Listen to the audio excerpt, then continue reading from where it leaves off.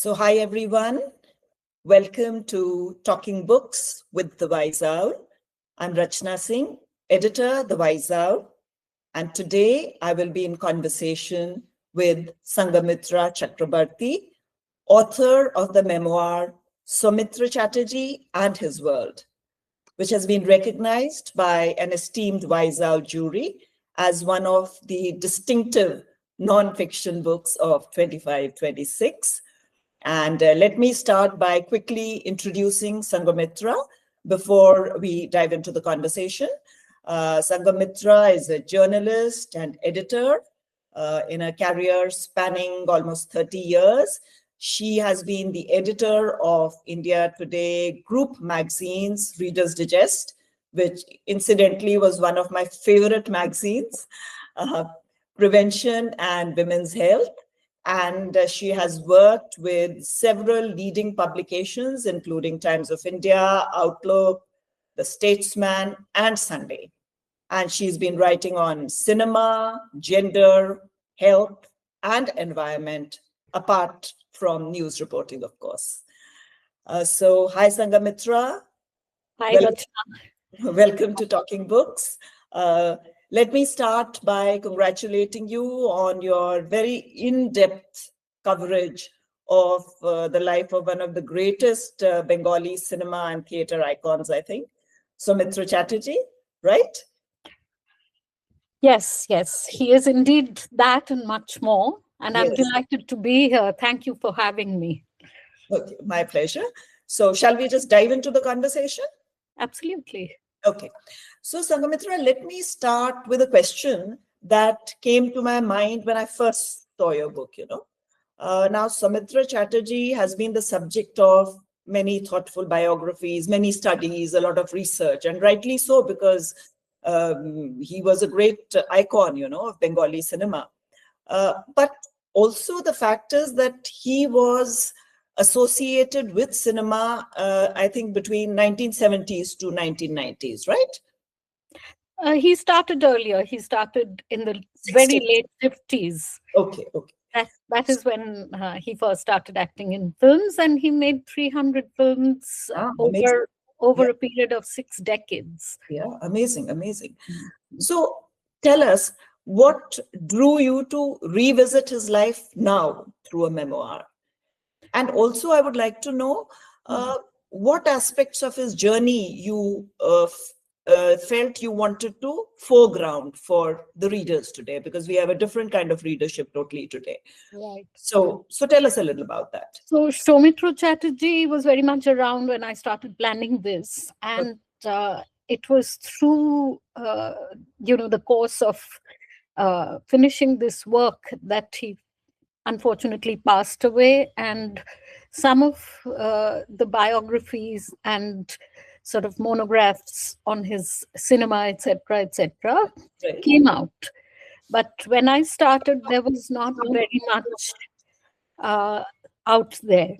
There were one or two, but not very many. So, I saw Soumitra Chatterjee not only as an important actor, both on screen and the stage, but Soumitra Chatterjee had, he had a multi-directional talent. He was a poet, he was an essayist, he was a theatre actor, and he also edited Bengal's most prestigious and sought-after literary magazine. He was an editor. Furthermore, he, around the age of 60, he had been doodling all his life, but he became a committed artist and serious artist. Although he kind of laughed at his own art and was very reluctant to show it.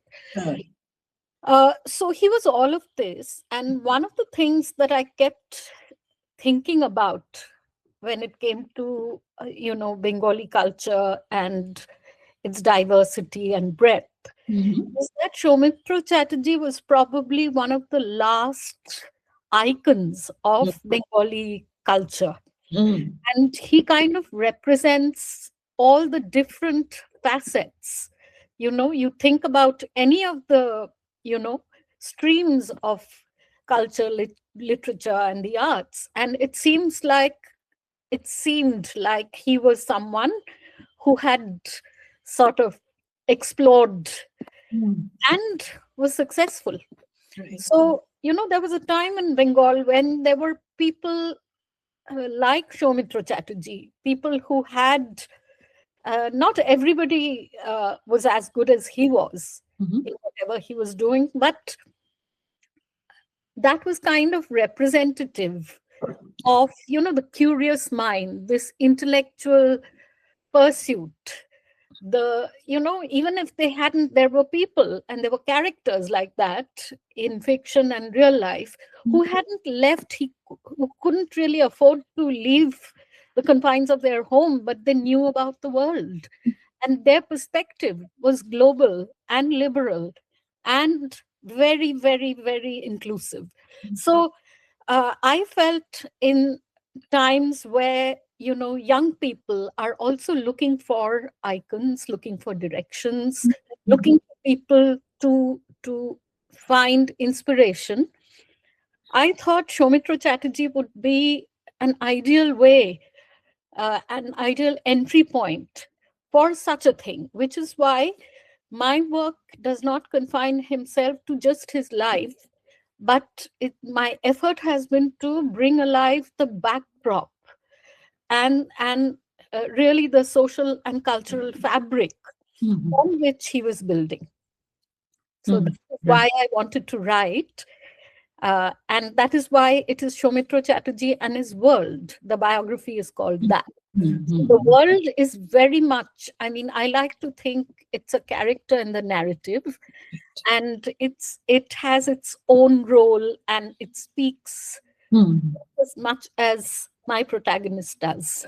Right, you're absolutely right. Because in cinema, the background and the protagonist are equally important, which is what you tried to, present in your book. And you've done it very well, I must say. My compliments. Thank you. Thank you. So, Sanghamitra, the next thing, while doing some research on the subject, and of course, your book also talks about all that, I realized that Soumitra had two creative mentors, which he talks about. So let's just talk about the first creative mentor and what kind of impact he had on his, work as an artist, as an actor, as well as perhaps as a theater icon, which he later was associated with. So the first one is Sisir Kumar Bhaduri, right? Yeah. He has credited Sisir with, teaching him the grammar of acting. So I would like to know, as would I'm sure our viewers, how did Bahaduri's theatrical legacy echo in Soumitra's film performances and later maybe his theater performances as well? Right. I'm very glad you asked this question. I have to say that, I also thought about it. Most of us don't find a single mentor as we go through life. And he was a really lucky man. He found two. And look at the two he found. One was Shishir Kumar Bhaduri. He was the doyen of Bengali theatre, modern Bengali theatre. And the other was Satyajit Ray, an author who was like beyond compare. So you ask about the impact of Shishir Kumar Bhaduri. I must tell you about his first experience of watching Shishir Bhaduri on stage. He had gone to watch the play Alamgir, which is, Alamgir was Aurangzeb, right? Yes. Yeah. And it was that evening he had been moved to a kind of silence. He said, I couldn't speak for the next 2 days. And that was the day he had made up his mind to become an actor. So that was the first thing. That's the first step, right? Because that is what he went on to do and became world renowned for. Shishir Kumar Bhaduri was actually someone who was shaping not just this proscenium theatre, but he was also shaping the thinking on how to act on, the modern stage. And his ideas and his theories profoundly shaped Soumitra Chatterjee, because he had just gone there to meet him just randomly on a lark. I mean, someone he had known someone who knew Bhaduri, and this was the time when Shish Kumar Bhaduri was actually, his heydays had passed, and you know, the day he actually met Shishir Bhaduri was also the day when this Doyen of Bengali theatre, he was being kicked out of the theatre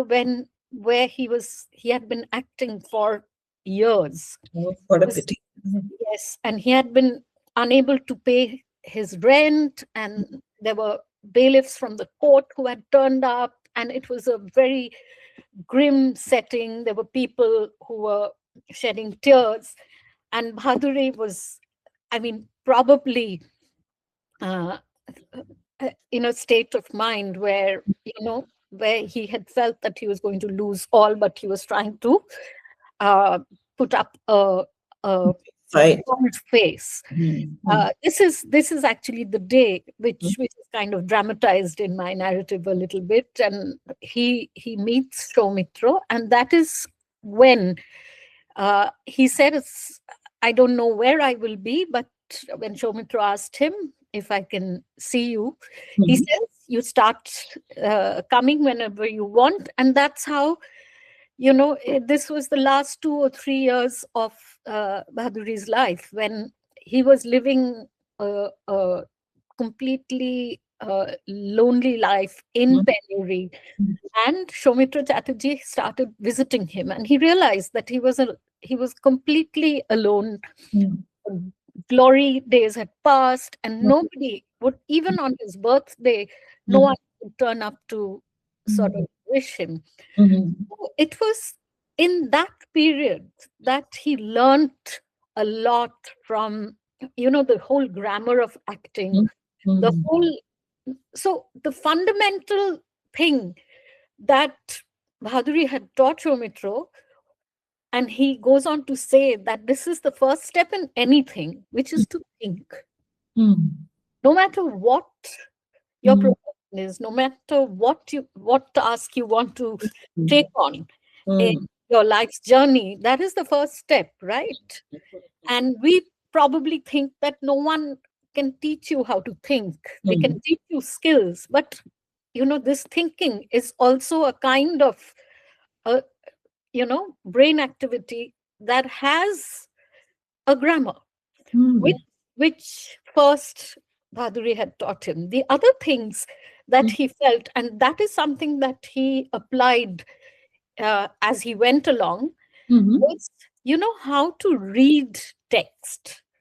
So, he said you must learn how to read like a detective, how to read between the lines. And Soumitra Chatterjee, being a reader from a very early stage, he was, as a boy, he had taken to reading in a big way.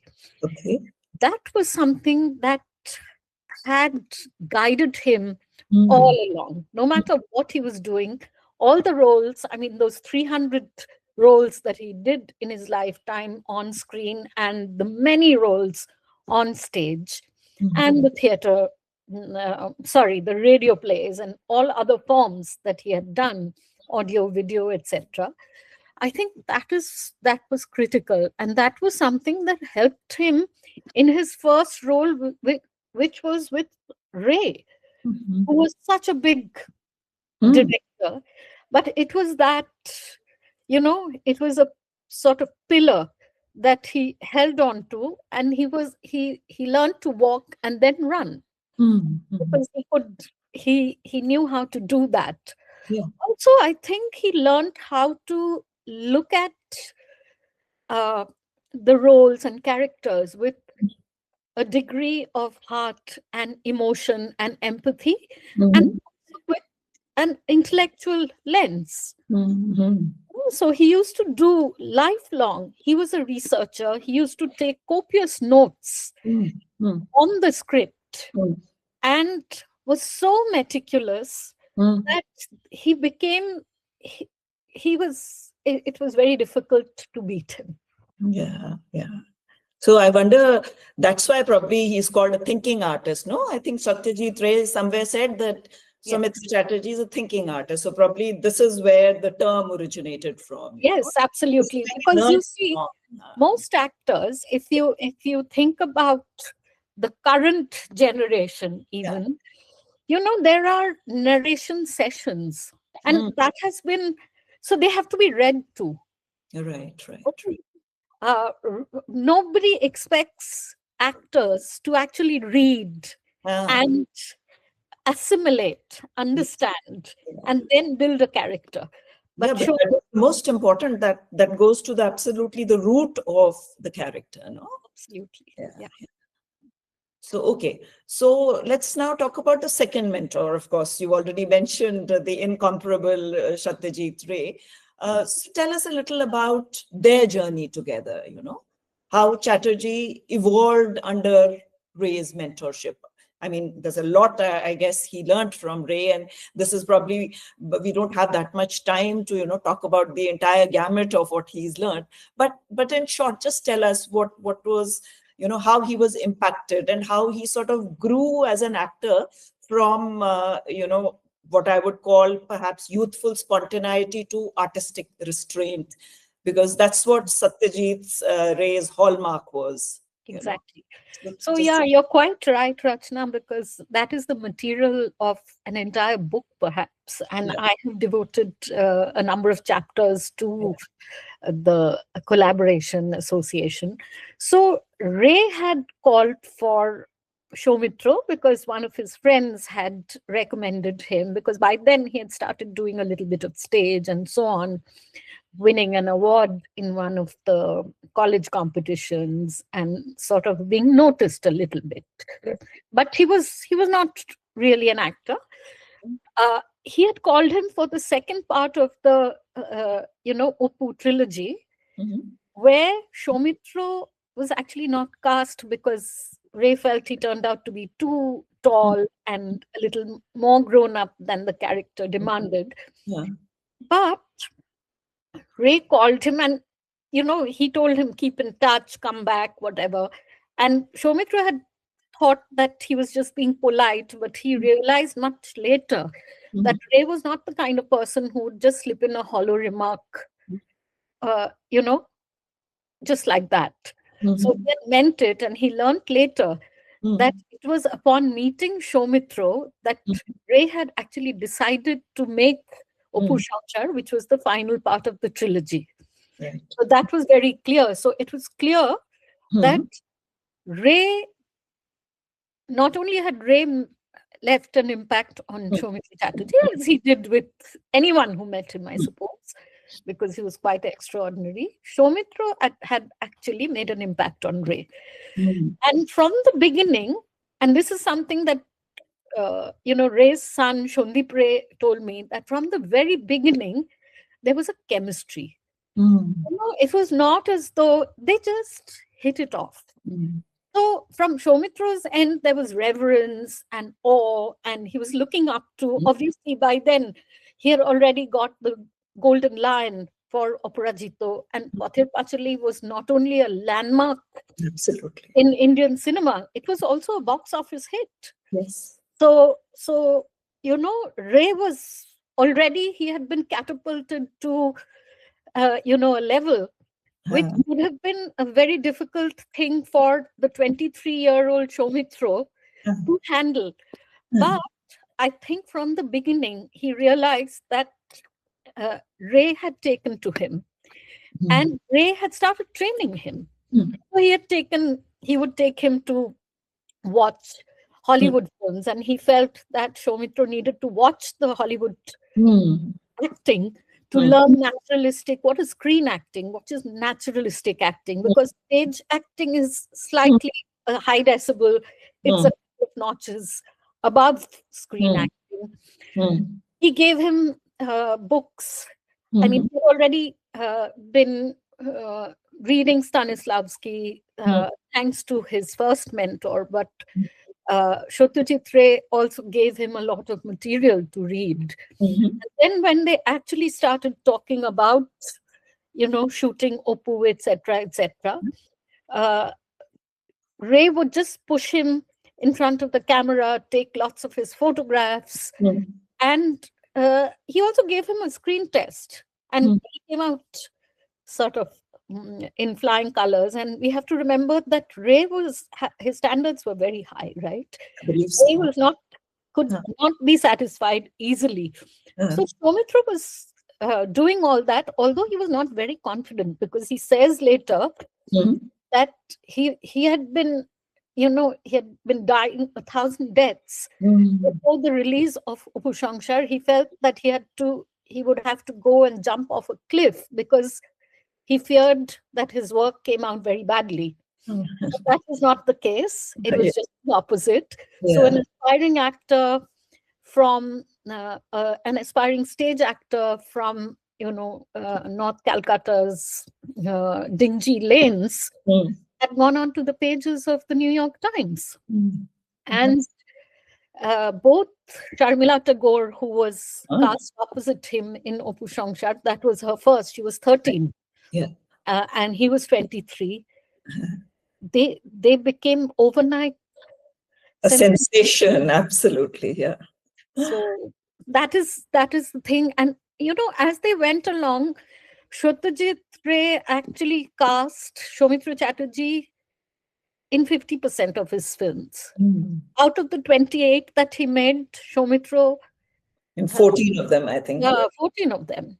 So that in itself, when several people have asked Ray to talk about Soumitra's talent, what he felt, etc., he simply said that the fact that he has acted in 14 of my 28 films is just, I don't really need to, he doesn't need a certificate from him. It speaks for itself. Yes, and it was not just acting, cinema, etc.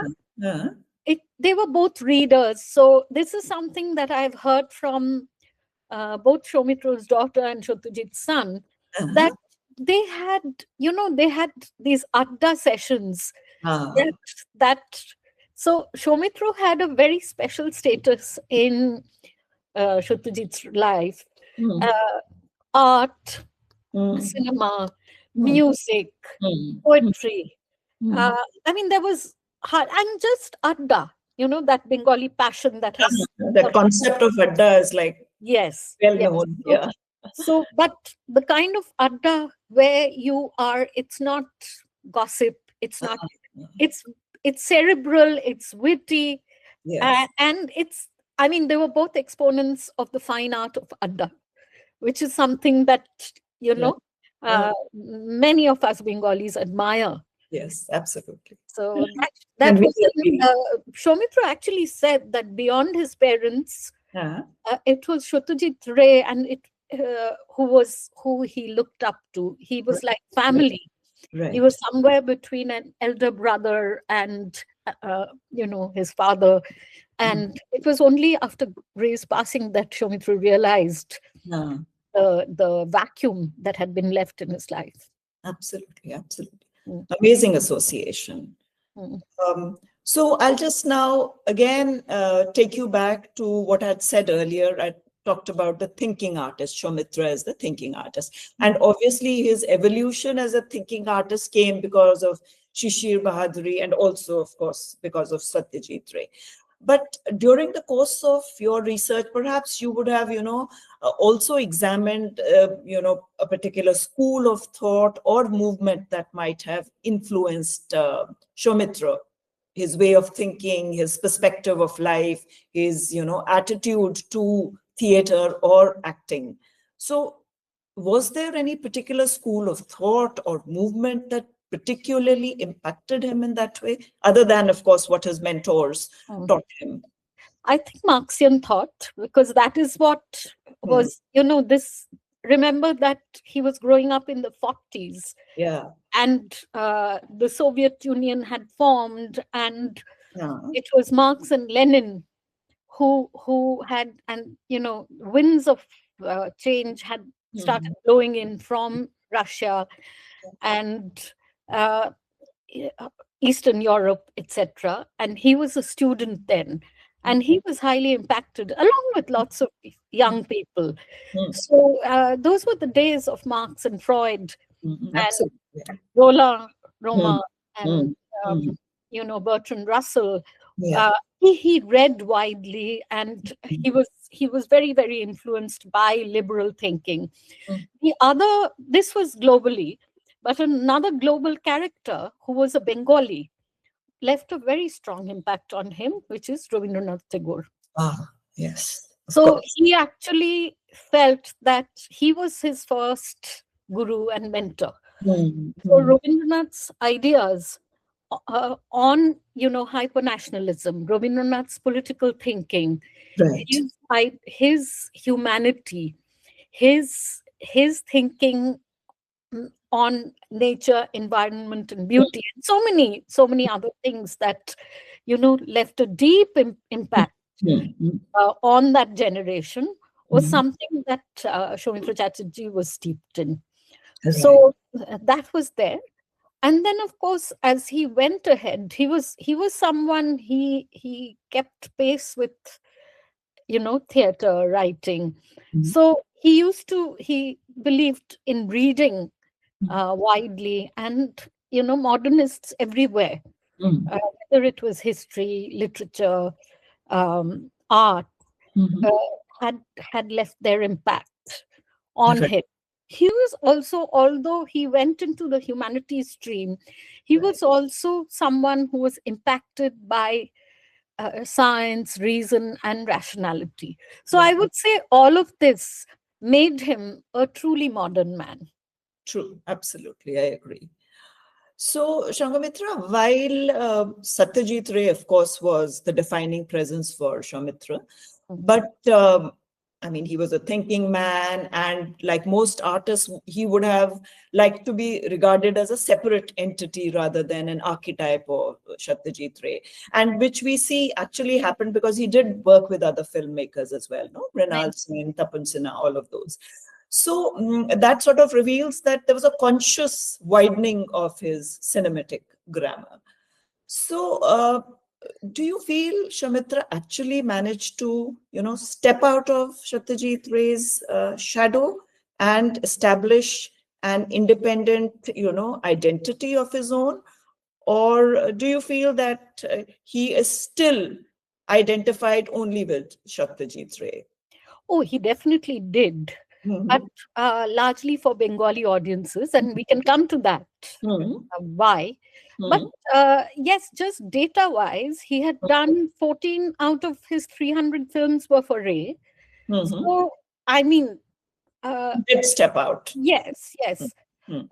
But as it happens, he is known uh, widely. Globally, he's known as Ray's Mhm. favorite actor. Opportunity, basically, yeah. Right. So, one must say that even if in numbers they were fewer, much lower numbers with Ray, but the most impactful work had been with Ray, Mhm. which went out to the world. But a lot of the other very good films Mhm. that he did was not actually seen by lots of people. Mhm. So my exploring those aspects was actually with the hope that uh, people who have seen and loved his work Mhm. with Satyajit Ray would Mhm. actually sort of explore some of those films. And now it's possible to do so because you have YouTube, you have Mhm. streaming platforms, and so on.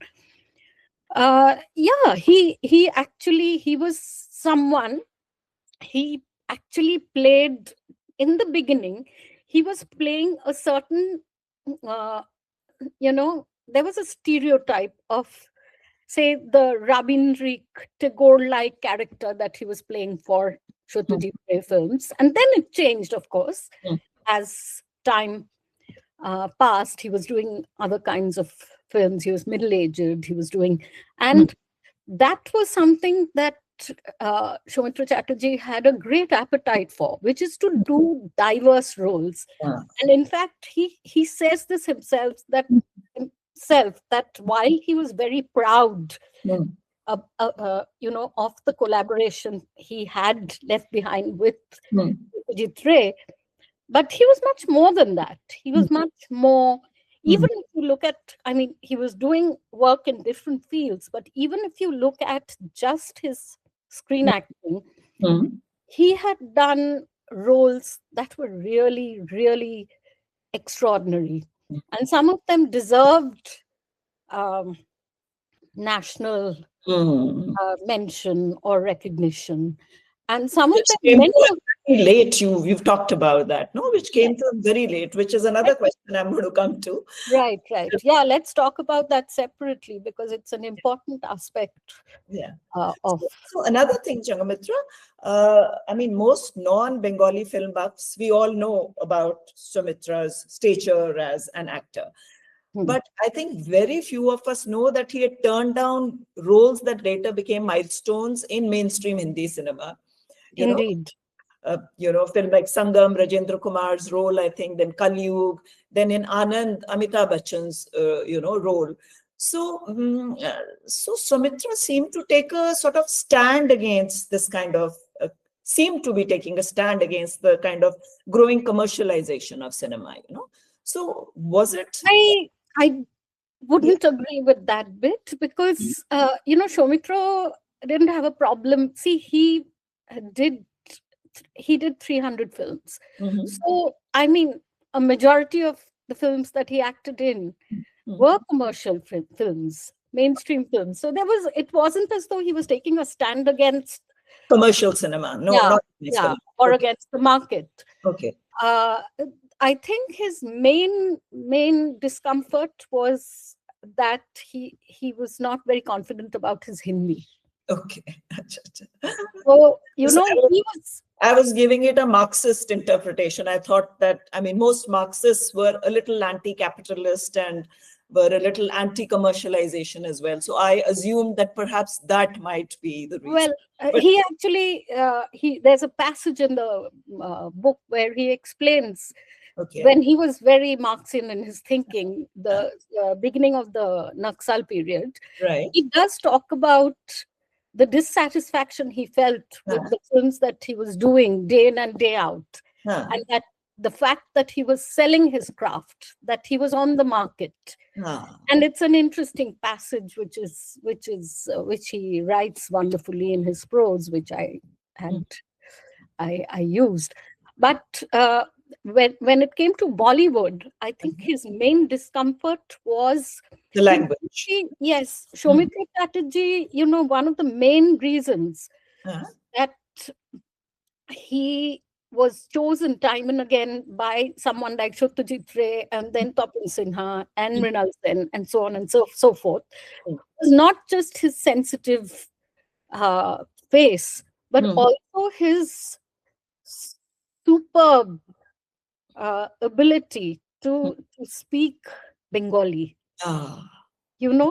So he had actually started out as a radio announcer, and it was when he recited. In fact, that is another thing that he did when he recited other people's poetry also, and also his poetry. It was a sublime experience, really. So he feared that he would be able to speak Hindi. Of course, everyone is able to do that. But I think he felt short in his own estimation. So he kind of shied away. In fact, when I spoke to Shyam Benegal ji, I was lucky to speak to him because soon afterwards, he had passed on. He had said that he had even shot a little bit of Kalyug, but next morning he said that I can't do this. And he just left. He just upped and left.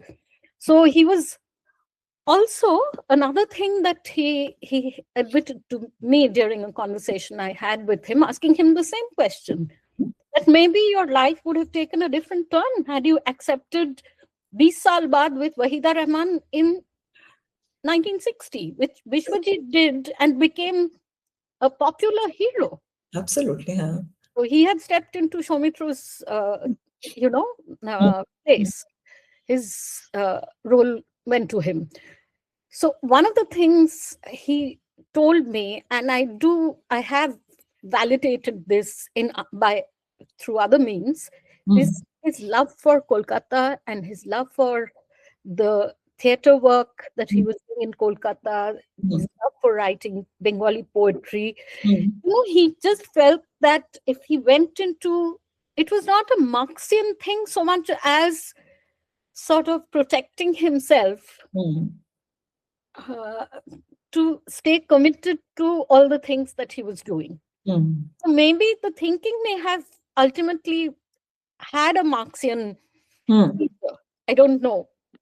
But he doesn't say it in so many words, and I didn't really find any evidence of that, which is why I kind of clarified. It was, he just loved the Bengali language. He was the editor of Ekhon at that point, which was a literary magazine of great prestige and power. He liked being in the same city as his Manikta and all his friends, Adda friends. And he told me this, that, I wouldn't have been able to do all those things. Of course, much later, I think he told a journalist from Filmfare that, the money would have been so much better. And he was young and foolish. And he should have actually thought about it then. But, well.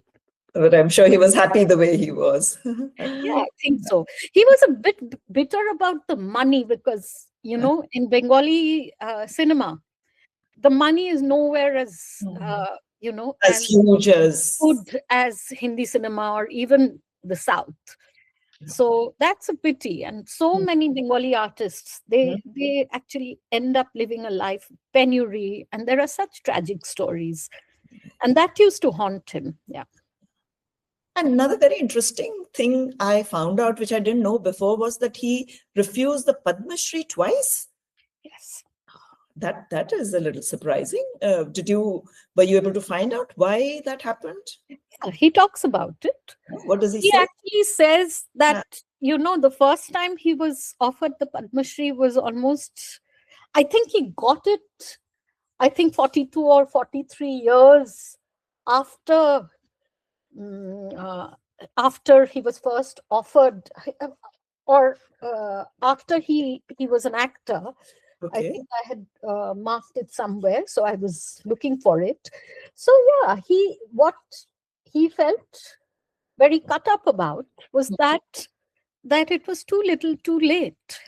I mean, he was a very senior artist. He had done all those films. I mean, the Padma Shri and also the National Award. He talks about the fact that, firstly, this is where we see that the clout of the Hindi film industry is obvious. The year that he was given a special mention, I think Anil Kapoor got the National Award for the Best Actor for a very unremarkable film called Pukar. Inconsequential as compared to the work that he's done. Completely. So I think he had pointed out also that he was cut up and he spoke up against this, that there was a lot of nepotism that went on and the lobbying. So naturally, if a certain film industry has a lot of clout, the lobbying is effective. And the Bengali film industry is, in that sense, not very effective. And Soumitra Chatterjee, and I heard this from, bureaucrats also, who could see that there were other people who would come and lobby with the ministry heavily. And you being a civil servant, you probably know all this. So Soumitra Chatterjee was not the kind of person who would lobby for himself, or didn't care about all this. He would stay miles away from all this. And he felt that it should be your work that should be doing all the talking. Yes. So he looked at that. He also pointed out that on the jury, I mean, this is in the later years, that there were several people who had nothing to do with cinema. I mean, you may have authors and artists or whatever, but these were people who didn't have any of that. So he also felt that these are people who are just, I mean, industry spokespeople or industry people who didn't really have an artistic, you know, they were not from an artistic field. So these were things, and he was not the only one. There were people such as Amol Palekar and Anjan Srivastav and other people who had started speaking up. And we do know how awards, and they lost their credibility to some extent, and that is what Soumitra Babu was talking about. That, you know, so he refused it the first couple of times. When the Padma Bhushan came to him, he accepted it, because the Padma Shri was like really a small hat that wouldn't fit him. Right. But the his stature deserved a much higher award. Absolutely. Certainly. So he also thought about his fans and audiences, and he felt that he didn't want to be churlish, and he went ahead. A gentleman, yeah. Yes, very much so. So, okay, one final question before I close. What do you think the current crop of actors, artists, both cinema and theatre, I would say, can learn from the life of Soumitra Chatterjee? Oh, I'm so glad you've asked me this. See, I think acting is all about raw talent and spontaneity, but it's also a craft. It's also something that, and as Soumitra Chatterjee says time and again, that, you know, learning to think.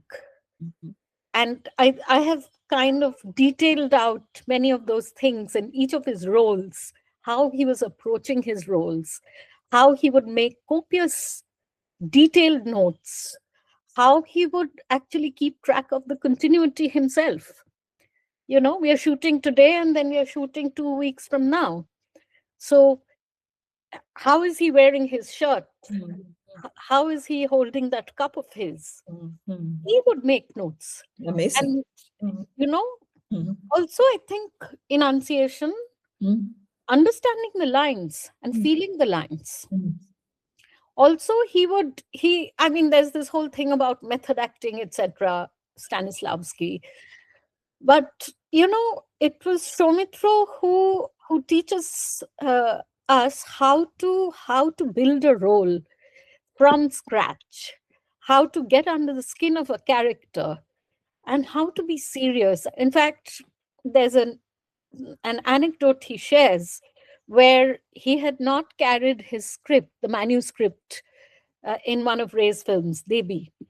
And he got a earful from his Manikda saying, "Get your manuscript," and he never forgot. That is one. There's another lesson from the same Manikda where he was acting in a very mainstream commercial film, and he was not facing the camera. The lady who was the heroine, the lead, female lead, was facing the camera, and it was rather a melodramatic sequence where she was sort of delivering those lines in a very high pitch and almost sort of breaking down, and you know, it must have been a melodramatic tearjerker. So actually his Manikda used to watch many of his films and other films, and he had asked Soumitra, were you laughing, were you smiling, because his profile could be seen from the corner of that frame. And he was startled. Soumitra said, "How did you know?"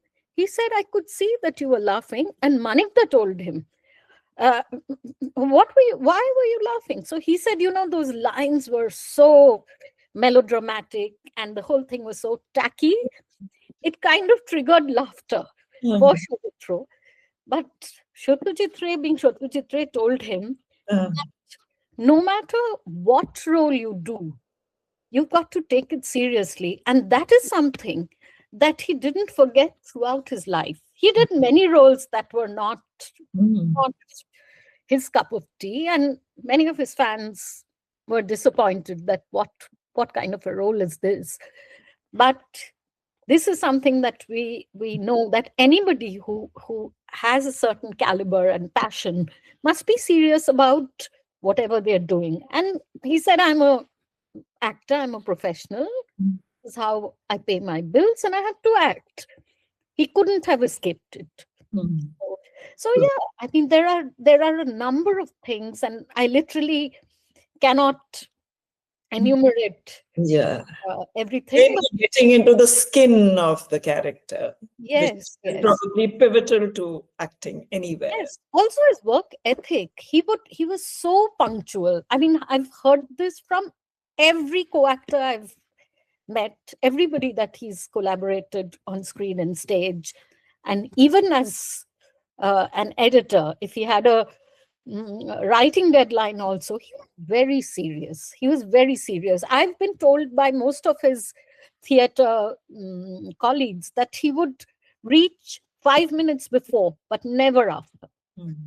So amazing. That was really amazing conversation. Such an amazing man. I mean, mostly non-Bengalis don't know his work that much.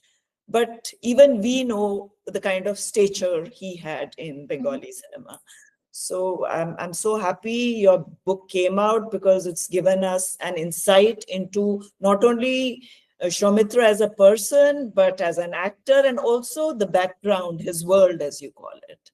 So that was absolutely amazing, Sanghamitra. Thank you so much. Thank you for taking time out to talk with the Wise Owl. Thank you. Thank you so much. I'm so glad we could have this conversation. Absolutely. And may a few more people reach out and pick up the life of Soumitra Chatterjee. It's really something. Yes. Okay, right. Thank you, Sanghamitra.